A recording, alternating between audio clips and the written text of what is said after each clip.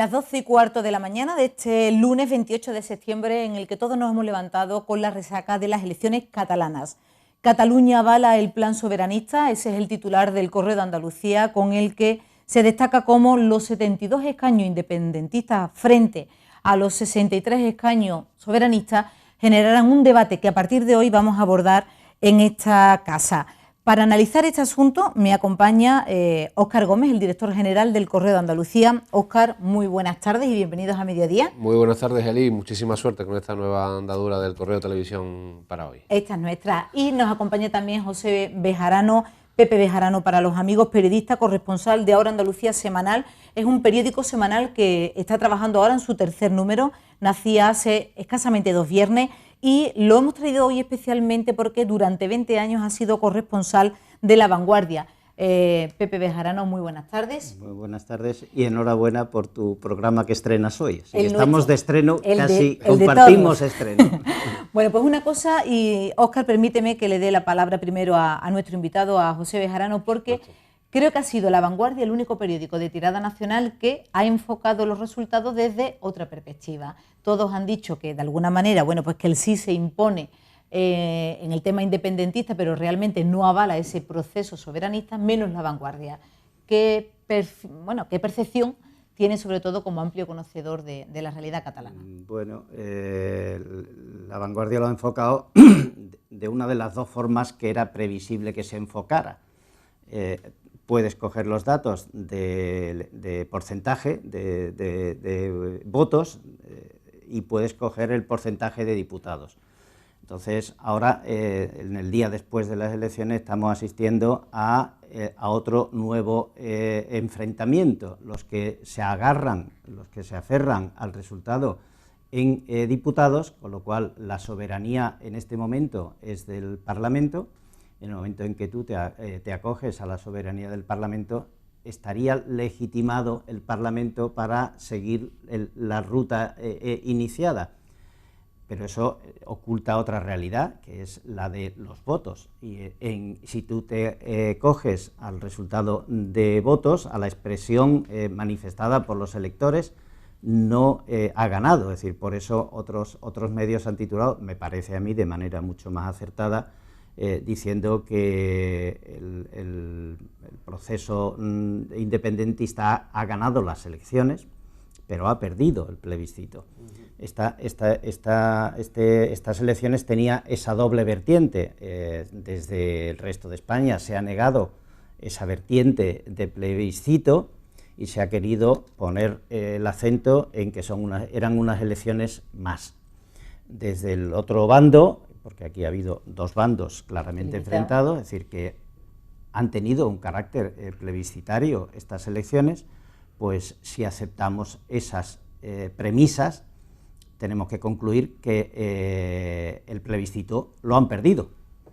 Entonces, ahora estamos, aquí cada uno se agarra a lo que más, la interpretación que más le conviene, y yo creo que lo ha acertado. Es decir, si precisamente el bloque independentista lo ha planteado como un plebiscito, eso lo han perdido.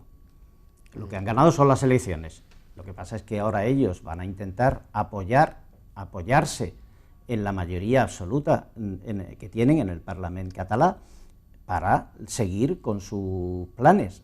Y entonces, bueno, yo creo que han ganado las elecciones, el electorado le ha dicho a Mas y sus aliados que gobiernen, pero le han dicho que no sigan con el movimiento secesionista, ¿no?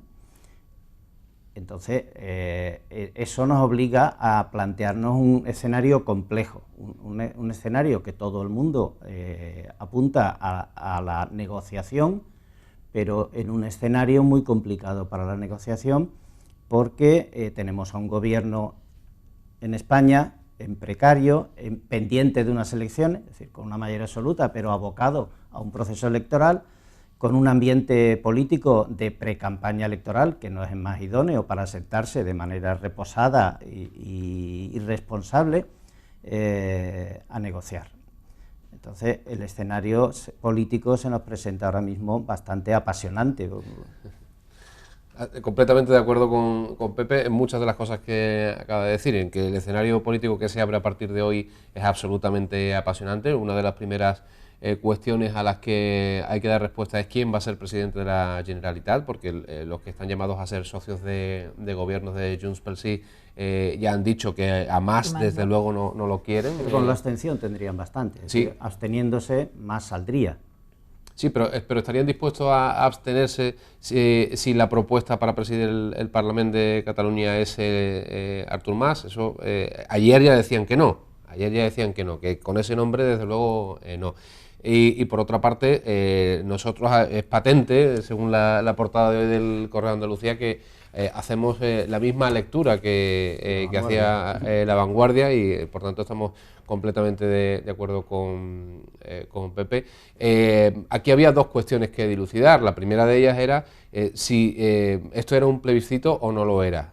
Al final, quien más defendía que fuera unas elecciones plebiscitarias, que era el propio presidente del Parlamento, el propio presidente del gobierno catalán, de la Generalitat, parece que ha perdido. Creo que es el periódico de Cataluña quien titula hoy Amarga Victoria. Me parece muy acertado también ese titular, porque han ganado las elecciones, pero llevan implícito también una falta de apoyo al proceso independentista. En cualquier caso, el proceso independentista sigue adelante, porque tiene marco institucional para hacerlo una vez que se conforme el gobierno, porque en relación con el número de diputados puede lanzarlo en ese plazo de 18 meses que se han marcado, ¿no? Pero tiene que tener en cuenta la otra pata, es decir, que sí, lógicamente. A mí no me cabe duda que van a seguir con el discurso independentista, pero ya tienen enfrente otra realidad, que hemos cuantificado las posiciones, el peso específico de cada uno de los dos bandos. Por un lado, ya sabemos que tienen que gobernar, que van a gobernar. Yo creo que va a gobernar Mas, no me cabe la menor duda, sea con el apoyo de la CUP, o sea, en mayoría minoritaria con el apoyo de Esquerra Republicana, pero yo creo que van a gobernar porque en el otro lado es muy difícil una alianza de todos. Pero lo que sí tienen que tener en cuenta es que ya no tienen el apoyo del 50 o más, que era su listón que ellos mismos se habían puesto, con lo cual tienen que negociar, tienen que matizar el ritmo, ¿no?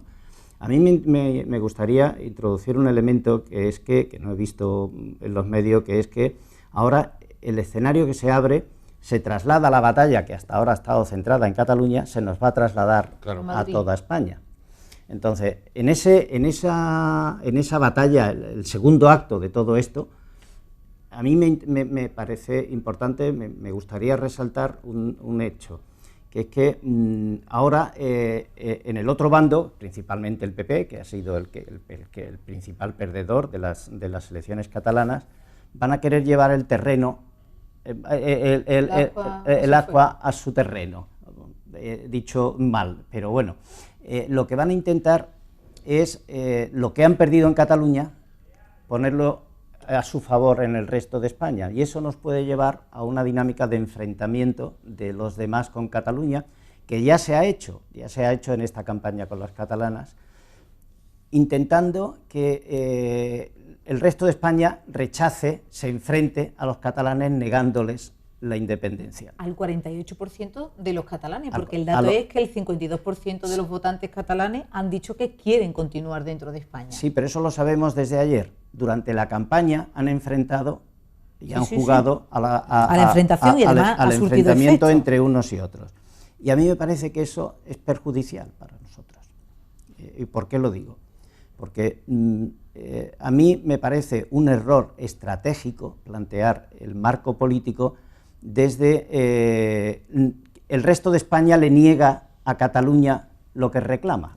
Negarse a la reivindicación de otro me parece que es entrar en el juego del otro. Yo creo que la estrategia, el planteamiento, al menos es lo que yo propongo, es que yo no entro en el juego de si Cataluña debe tener independencia o no. Eso es cosa de Cataluña, eso es cosa de los catalanes. Y de España también, ¿no? Yo juego eso, dejadme que lo termine. Yo juego a que los demás defendamos también lo nuestro. Que eso de rebote acaba repercutiendo en lo que piden ellos, ya no es consecuencia de que yo me enfrente a ellos. Yo reivindico lo mío. Yo lo que no quiero es que Andalucía salga perjudicada. Yo lo que quiero es que Andalucía tenga esto, esto y esto y esto. Que como consecuencia de esa reivindicación de Andalucía y los murcianos que hagan lo mismo y que los gallegos hagan lo mismo, que como consecuencia de eso impide que Cataluña tenga la independencia. Ah, pero yo no me niego a la independencia de Cataluña. Yo lo que me niego es que eso se haga a costa mía. Es decir, el planteamiento, porque es que si no nos llevan al terreno de juego que a ellos les conviene estratégicamente. Entonces, eso es enfrentar pueblos, es enfrentar a los andaluces con los catalanes, a los extremeños con los catalanes. Pero al final, y eso acaba perjudicándonos. Y si no, Óscar, que apunte también por ahí. Con ese discurso lo que le estamos diciendo es que los andaluces, los murcianos, los extremeños nos beneficiamos de que Cataluña está dentro del conjunto del Estado español, y a mí eso también me preocupa. Efectivamente, a mí lo que me preocupa no es en un momento determinado, y sé a lo que me arriesgo diciendo esto, a mí lo que me preocupa no es que Cataluña no forme parte de España. Lo que me preocupa es que en un proceso en el que Cataluña pretende no ser parte de España, dentro de una negociación que no acabe en una ruptura con el Estado español, se consigan, y en el Correo de Andalucía también hemos analizado esa posición editorial en varias ocasiones, se consigan una serie de prebendas, especialmente fiscales, que acaben por repercutir al resto de España negativamente. Es decir, que no se consiga el objetivo principal, pero sí que se consigan otros que beneficiarían al pueblo catalán en función o en detrimento de los del resto de España. Me vaya a permitir, Pepe, 2 segundos y perdonarme. Son las 12:28 de este lunes 28 de septiembre. Vamos a ofrecerles una información de análisis de las elecciones catalanas. Estamos hablando en directo de la repercusión que tienen estas elecciones catalanas en el resto de España y especialmente aquí en Sevilla.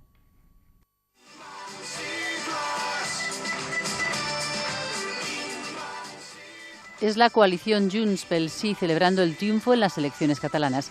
La apuesta independentista del presidente Artur Mas, que unió a Convergencia y a Esquerra Republicana en un único bloque, consigue 62 de los 135 escaños de la Cámara Autonòmica. Avui tenim una doble victòria. Com deia l'Oriol Junqueras, ha guanyat el sí, però a més ha guanyat la democràcia. I això és molt important. 2 victòries en una. El sí y la democracia. Junts pel Sí se queda a 6 diputados de la mayoría absoluta. Lo tendría con el apoyo de la CUP, plataforma independentista de izquierda, que consigue 10 escaños. Vamos a seguir con el proceso de construcción republicana, evidentemente no con la fuerza y con la claridad que sería si tuviéramos un mandato de más del 50% de los votos. Pero la victoria se celebraba también en el grupo Ciudadanos. Inés Arrimadas suma 25 escaños, 16 más que en las anteriores elecciones. La mayoría de los catalanes hemos optado por regenerar la política, por la convivencia, por la unión y por solucionar los problemas de los catalanes. Y con el resultado de hoy, Artur Mas solo puede hacer una cosa, y es dimitir e irse a su casa. Dimitir. Los socialistas cuentan 16 asientos, 4 menos que en 2012. Han ganado en escaños, no han ganado en votos, y en consecuencia el plebiscito lo han perdido, porque hay una mayoría de catalanes y catalanas que ha dicho claramente que no quiere la independencia, pero sí que quiere abrir un nuevo tiempo de convivencia, de diálogo y de reforma en el conjunto del país.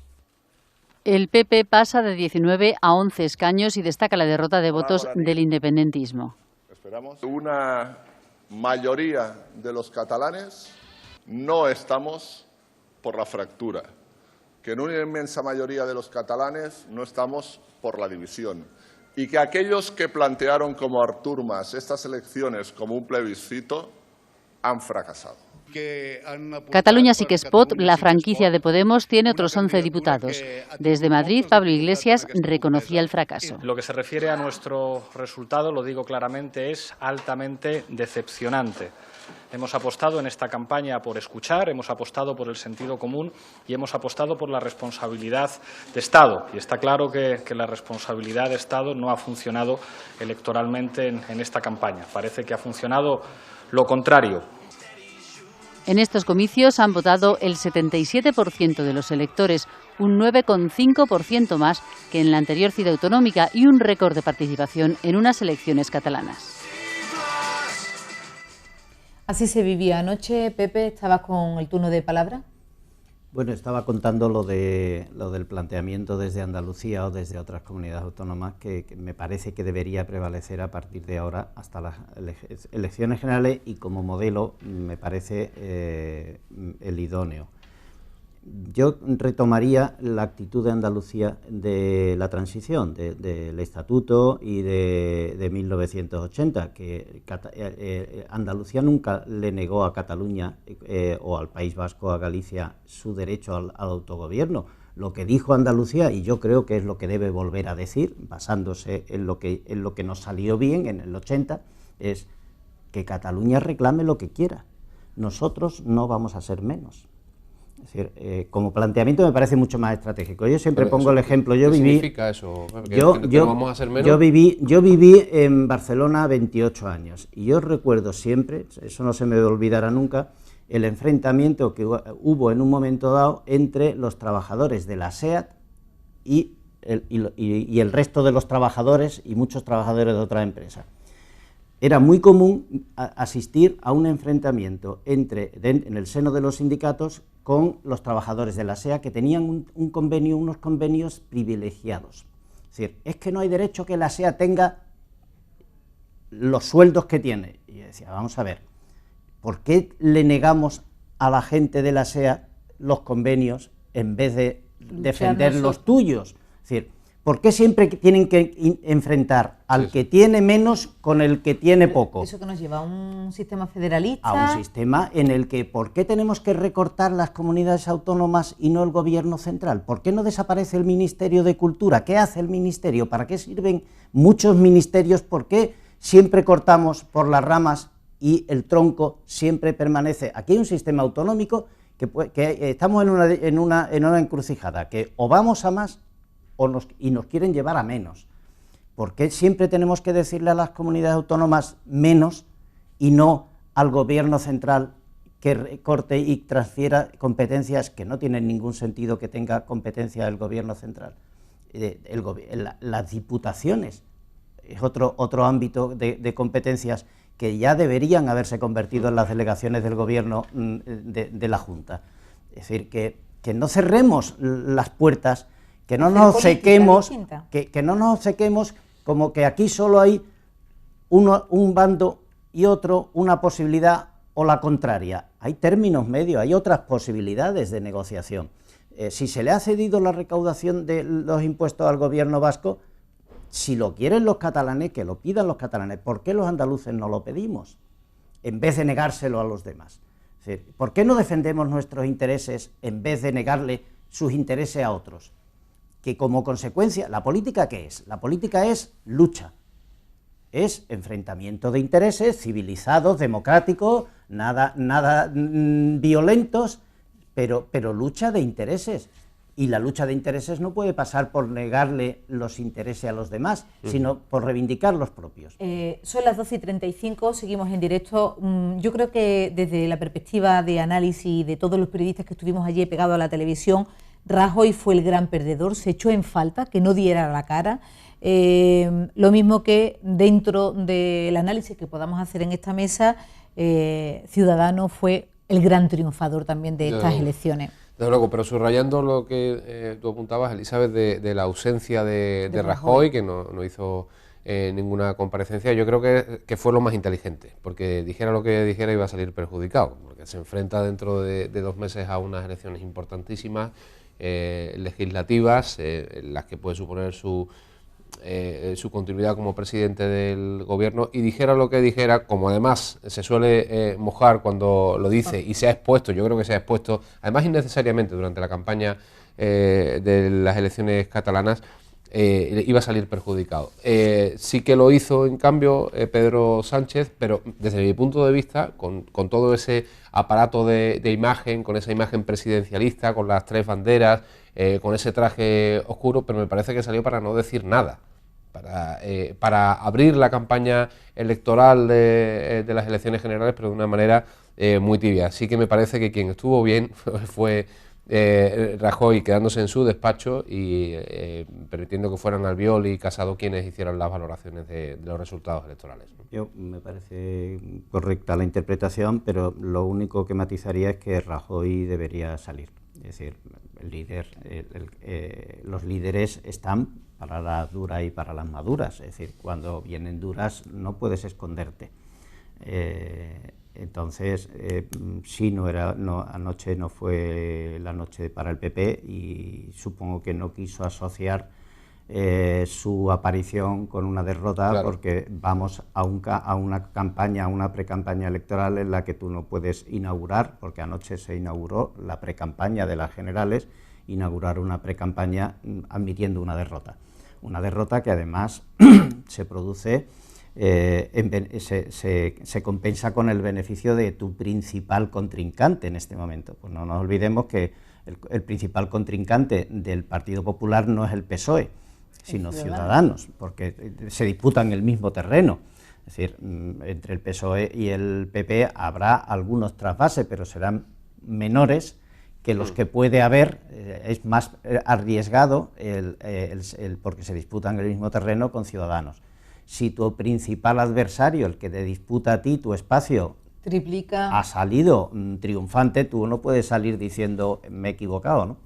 Yo creo que tendría que haber salido para dar la lectura al menos que podíamos querer el resto de los españoles, que era que el 52% de los votos de catalanes de Cataluña, bueno, porque decían que querían seguir siendo parte de España. Era una lectura también positiva, pero es verdad que a veces que el silencio es la mejor opción. No me quiero ir de esta mesa de debate. Nos está esperando ya Amalia Gómez, presidenta de Cruz Roja en Sevilla. Como saben, este viernes 2 de octubre se celebra el Día de la Banderita. Es un día, bueno, porque tiene tinte del franquismo, porque es verdad que se instauró en la década de los 50, pero que al margen de esas, bueno, reminiscencias políticas, hoy por hoy hace especialmente ayuda a los más necesitados, los niños. Pepe, yo tengo 1000 cosas que quiero hablar contigo, el tema de la infancia, que sé que te preocupa especialmente, el periódico que acabas de arrancar, y permíteme que diga que nosotros también en nuestra casa, ayer, bueno, pues estrenamos 5 columnas, un abrazo a César Rufino, que está detrás de la dirección de esto, y Óscar,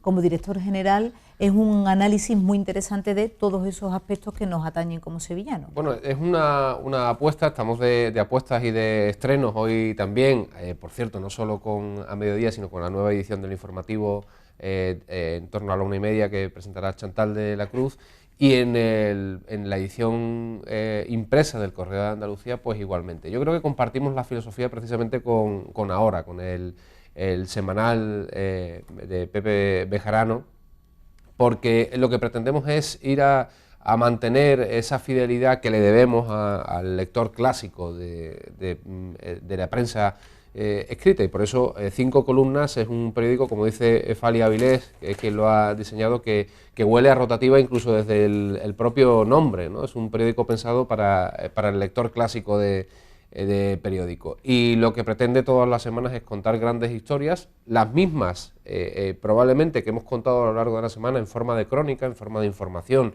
y en flashes a través de las redes sociales y por supuesto en el correo web.es, pero con un tratamiento más sosegado, que perdure en el tiempo y que permita que el lector lo disfrute incluso. Y efectivamente tiene ese sentido coleccionable, así que estamos muy contentos con este primer resultado. ¿Y Pepe, y ahora Andalucía?